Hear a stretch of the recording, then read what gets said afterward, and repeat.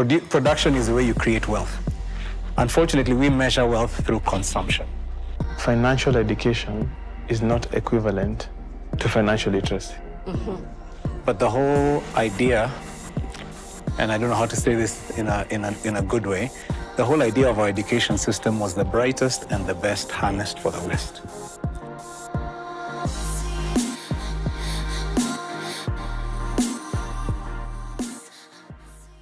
Quite an amazing introduction session we've had, and we've already established the need for this conversation to happen.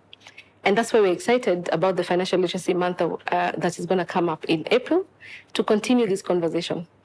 But let's look at some statistics to kind of like just put it all together. Numbers that start telling the story of why we need to have this conversation.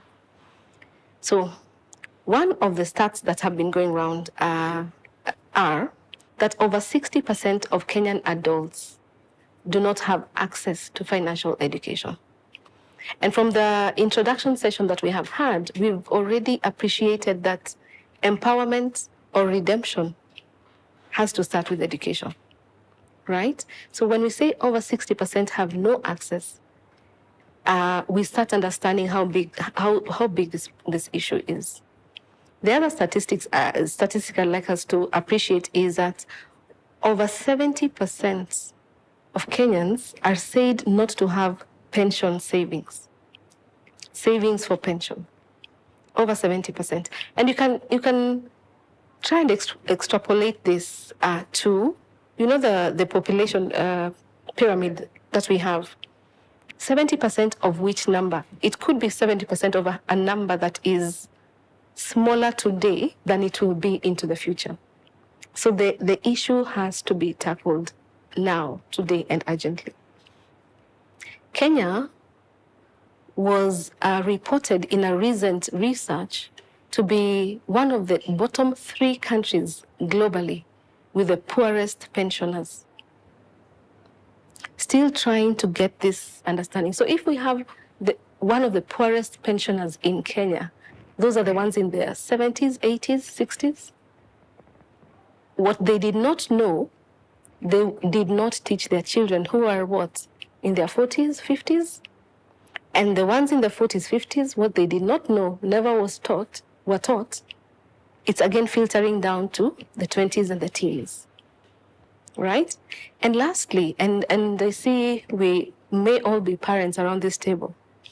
I did a quick math before we had this conversation, and I just assumed that if you take your child through primary school, through school, primary, secondary, into university, and one school term is 50,000 Kenya shillings. And I'll just use the 844 system, because that's what most of us have gone through. 8 plus 4 plus 4, that's 16. And then the years we don't count before the kindergarten years that we don't count. So you could have 20 years of education invested every single day, getting up, going to school. And at 50,000 shillings per term across all those years, it comes to between 3 to 4 million shillings of investment per child. And no education on how to manage your finances happens, times the number of children we have at home. So those are the numbers I thought I should share. And maybe just to hear 2 or 3 people around the table, what do you think? What speaks to you when you hear about these numbers? Muriithi? Yeah, I think, first of all, I'd say Kenya is typical of the continent. Yeah. I think it's very, we were left with unfortunately, a colonial system of education, which made us disdain production with our hands. We came from places where our grandparents and parents in the village learned to work with their hands to produce for themselves. We went to a classroom, we're taught to be knowledge workers, but the whole idea, and I don't know how to say this in a good way, the whole idea of our education system was the brightest and the best harnessed for the West. And so the thinking has always been, let me get a good job so I can then make a lot of money, get a nice house, put a wall around myself, keep everybody else out, and then enjoy life. not understanding the whole idea that we were created for a purpose. And that even the other continents where we see wealth, it was built by peoples who had purpose. That, I may be the only one in my village who got the master's degree I did. That actually comes with responsibility. And that actually, if we work together, if we actually could understand we have the agency to uplift people around us, if we could just learn to. And so we have a phenomenon right now where you have graduates going on social media to say, I've got all these degrees and I can't get a job. And there's a lot of empathy by people because the idea we all have is you're entitled to have a job because you got the education. As opposed to education being an enabler for you to learn to produce wealth through ideas that then you can get people around you and create. You can actually create. God created us to be creators. So I feel like that's one of the things probably we need to get back into our education system, but also in our thinking. One of the things I've been trying to encourage people is to think, how do you multiply incomes? Even if you have a good job, there's so many variables that go with having a good job. We saw what happened at COVID. Even very viable industries, all of a sudden people were shut down and at work and were being laid off. We've got huge technological shifts coming along right now. And in the next 5 years, the job market will be completely upended. So you might have a very good job right now that you're assured of that salary, but you might not in the future. And if your mindset is, I go to work, I put in my time and I get a salary, then I think we're not set up to succeed. So the last thing I'll say on that one is, if you look at what the Westerners who come to our country do, most of them don't come to stay in Nairobi. Many of them actually will go to Nanyuki, to Nyahururu, some of those places we run away from. And what do? They go and they get a lot of land and then they start producing. Because I think in their countries, they were taught that production is the way you create wealth. Unfortunately, we measure wealth through consumption. And so I think you're right, those statistics are not a surprise, but I also think there's hope. We can change the narrative in our generation. Absolutely. Yeah. And I like what you're saying, producing, not consuming. Yeah? It's only through producing that we create wealth, and have the wealth that we can transfer. Okay, any thoughts, Pius? First of all, let me start from where you started. Right. Financial education is not equivalent to financial literacy. Mm-hmm. I have very many people who are investment professionals like me, but they have very low financial literacy. They are also grappling in darkness. If you look at our education, we were taught how to toil, to make money, to pay bills, to fund that consumption. Yeah. Financial literacy, you learn how to manage money, to make money work for you. Correct. You see? Yeah.